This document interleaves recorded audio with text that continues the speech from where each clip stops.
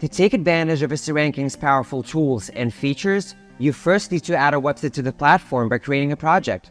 As you are creating your very first project, you can follow the quick start guide to have the project up in no time. Simply specify the URL of a website, a YouTube video or channel, give the project a name if you're ready, select the search engine where the website is most active as well as the relevant browser language, and define the keywords that must be tracked. You could finish creating the project at this stage and start tracking results, but let's go back to the top of the page and toggle the Advanced Settings option to give the system more data to work with. Here, provide the basic information about the project, namely the URL of the website, YouTube channel or video, the domain type, domain with or without subdomains, a specific directory or path, or an exact URL, the name of the project, plus you're welcome to add it to a project group and give it a distinct color. And be sure to set the search range too. Next, decide who you want to have access to the project, be it yourself, a team member, senior management, or a client. And if you want to receive regular updates about the website's progress directly to your inbox, keep the weekly report option turned on.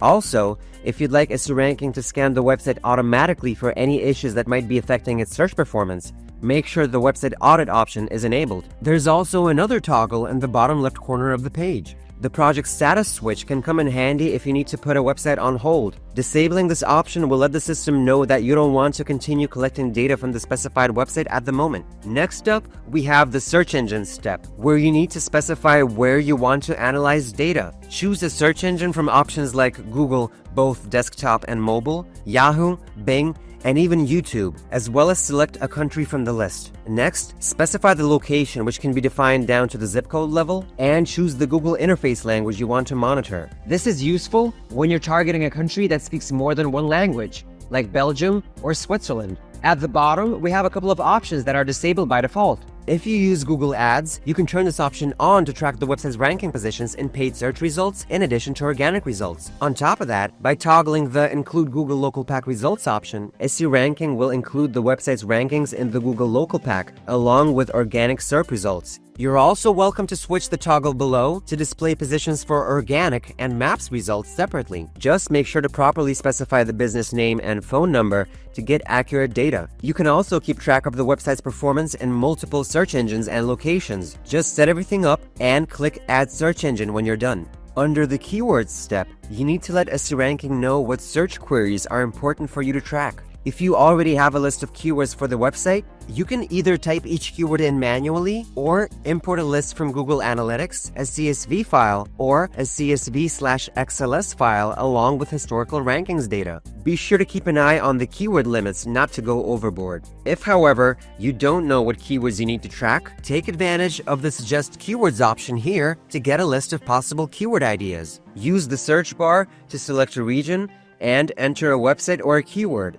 Then, manually add the ones you see fit. You can also bucket keywords into groups for convenience. Before adding keywords to the project, go to the top of the page and select the search engine where you want to track these keywords. If you're tracking keywords in different languages and in different regions, you want to make sure that you're not wasting your limits tracking French keywords, for example, in London. Once everything is set up with regard to keyword tracking, click Next Step. Under the Competitors step, you can specify the website's top rivals to start keeping track of how they are ranking for your target keywords, as in the ones we added in the previous step. You can always go back and update this list once the competitive environment changes, but do keep an eye on the number of competitors you can add in total. Finally, you have the opportunity to connect Google Analytics, Google Search Console, and Matomo Analytics accounts to have all the data you need at your fingertips from a single interface right here in seoranking. Once you've completed each step, click on the Finish button at the bottom of the page. Congrats! You've created your first project in seoranking,